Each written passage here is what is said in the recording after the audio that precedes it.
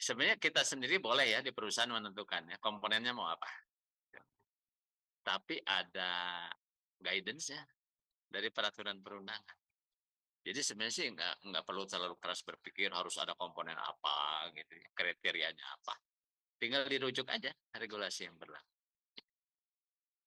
Eh, Kalau kita bicara komponen, sebenarnya secara de facto, saya yakin di tempat Bapak Ibu udah jalan. Lihat aja slip upahnya, ya kan? Kan setiap bulan kita bayaran upah gajian, biasanya kan dikasih slip tuh, betul nggak? Slip upah. Ya tinggal dilihat ada apa di situ komponen atau hanya sebuah angka saja. Pokoknya segitu all in. Kebanyakan sih enggak ya. Enggak, pasti ada komponen. Nah, kalau kita merujuk kepada regulasi, komponen upah itu ada terdiri dari yang namanya komponen upah dan komponen non upah. Jadi gini, apa yang diterima pekerja itu bisa kita bagi dua. Yang satu adalah disebut komponen upah, yang satu lagi disebut komponen non upah. Ya. Oke, kita lihat dulu yang pertama nih. Komponen upah itu secara standar regulasi isinya tuh tiga. Satu adalah upah pokok, ya. Satu lagi tunjangan tetap, satu lagi tunjangan tidak tetap.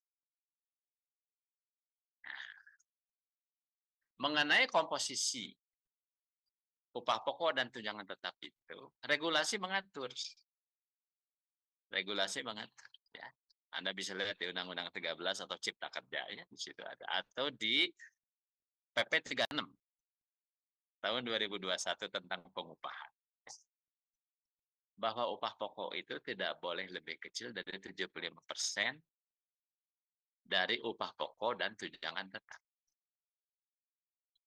Jadi kalau 80-20 boleh, 75-25 boleh, ya komposisi.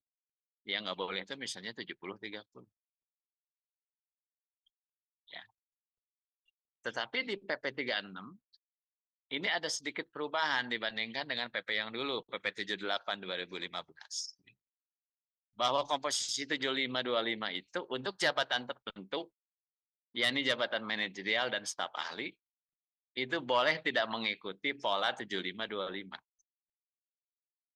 Misalnya untuk expert, ya, manajer gitu. Bisa aja. Misalnya upah pokoknya 60% ekstrimnya ya. Upah pokoknya 60%, tunjangan jabatannya misalnya karena sifatnya tetap ya, tunjangan jabatan. Itu dikasih 40% itu boleh. Tapi kalau sifat dari pekerjaannya itu bukan manajerial dan bukan staf ahli, itu dikunci oleh komposisi 75-25. Ya. 75-25 itu adalah upah pokok dan tunjangan tetap. Kalau tunjangan tidak tetap di luar itu, ya seolah-olah sifatnya topping gitu, di luar itu.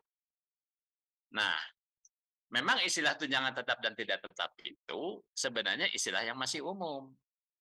Karena kita di tingkat perusahaan harus mendefinisikan lebih jelas. Yang dimaksud tunjangan tetap itu persisnya apa namanya. Kalau yang paling populer di lapangan, di perusahaan, salah satu tunjangan tetap itu adalah tunjangan jabatan. Yang melekat pada jabatan yang dipegang. Kalau dia ganti jabatan, ya robah lagi dong. Benar nggak? Robah lagi. Ya, dan jabatan kan ada dua. Ada jabatan struktural dan ada jabatan fungsional. Ya, jabatan struktural itu adalah mereka yang memiliki tim atau sekelompok orang yang dipimpin. Ya, kalau jabatan fungsional kebanyakan mereka adalah single kontributor. Ya, dan single kontributor itu bukan hanya level operator, ya. Yang namanya expert pun bisa saja single kontributor. Maka kalau kita meniru instansi ya ataupun di BUMN misalnya, ya itu populer. Ada jabatan struktural, ada juga jabatan fungsional. Nah, ada nggak sih contoh lain yang bisa masuk kategori tunjangan tetap? Ada. Tapi tidak semua perusahaan pakai atau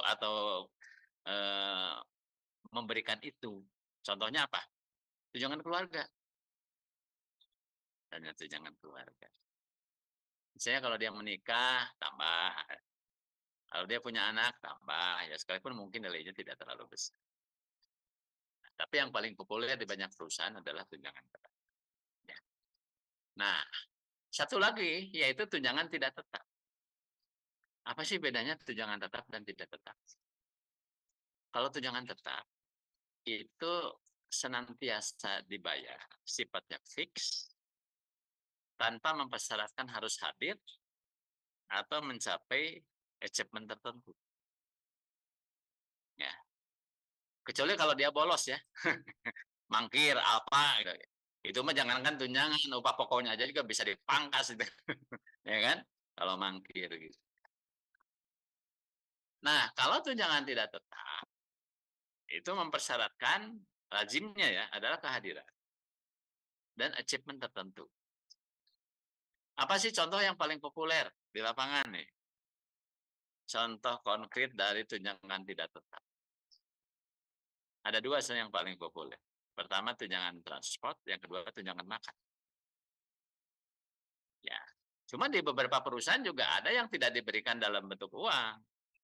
Tunjangan transportnya diganti dengan antar jemput misalnya, ya bis karyawan gitu ya, atau mungkin perusahaan juga punya minibus yang antar jemput staf ya. Ya kalau udah diantar jemput kan masa dikasih lagi tunjangan transport kan sudah diantar jemput, ya kan? Ya, tidak bisa duplikasi ya. Gitu. Nah, apalagi yang tidak selalu bentuknya uang ya catering. Catering ya, misalnya seharga 10.000, 15.000 gitu per hari hadir. Dan itu kalau di saya sih aturannya minimum hadir 4 jam baru keluar. Jadi 4 jam itu misalnya dia izin tapi tetap bisa hadir 4 jam itu ya sepanjang manajernya mengizinkan ya it's okay. Dianggap hadir ya. Jadi sekalipun hadir 4 jam atau 4,5 jam asal memang dia meninggalkan pekerjaan itu memang diizinkan atasannya, bukan kabur gitu ya. Maka yang bersangkutan masih memperoleh itu yang namanya uang makan, uang transport.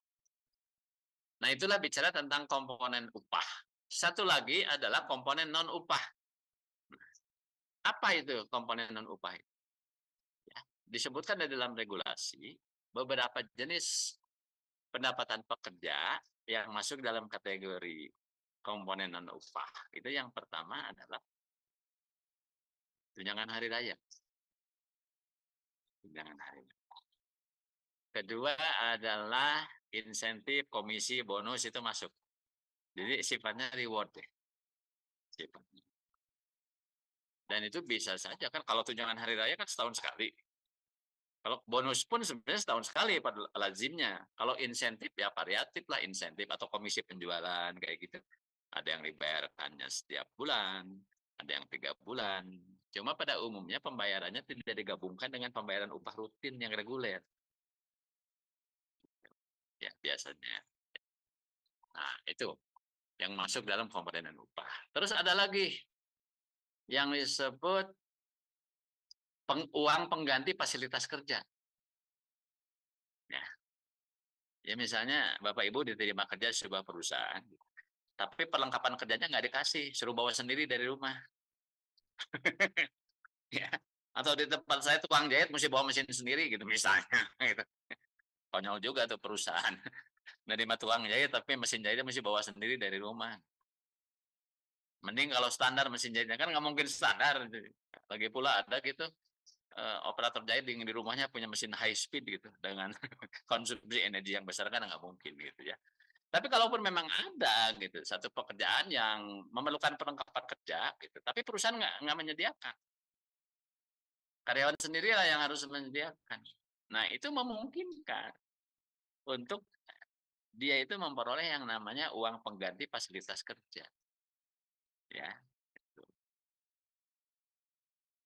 Tapi karena pada umumnya mungkin perusahaan sudah menyediakannya, ya, jadi nggak terlalu banyak sih yang malah saya sendiri belum tahu ya ada nggak di tempat Anda yang mengeluarkan kebijakan pengganti fasilitas kerja gitu. Ya sebenarnya kalau udah dikasih semua perlengkapan kerja kan ngapain juga gitu ya. Itu yang pertama. Yang kedua ada lagi, yaitu uang servis. Nah, cuma uang servis itu eksklusif ini. Ini hanya berlaku untuk industri perhotelan dan restoran yang ada di hotel. Jadi kalau restorannya berdiri sendiri bukan di dalam hotel, ya enggak. Ya. Dan itu jelas diatur ya di dalam regulasi. Ya. Jadi kayak kita yang tidak bekerja di industri perhotelan atau tidak bekerja di rumah makan atau resto yang ada di hotel,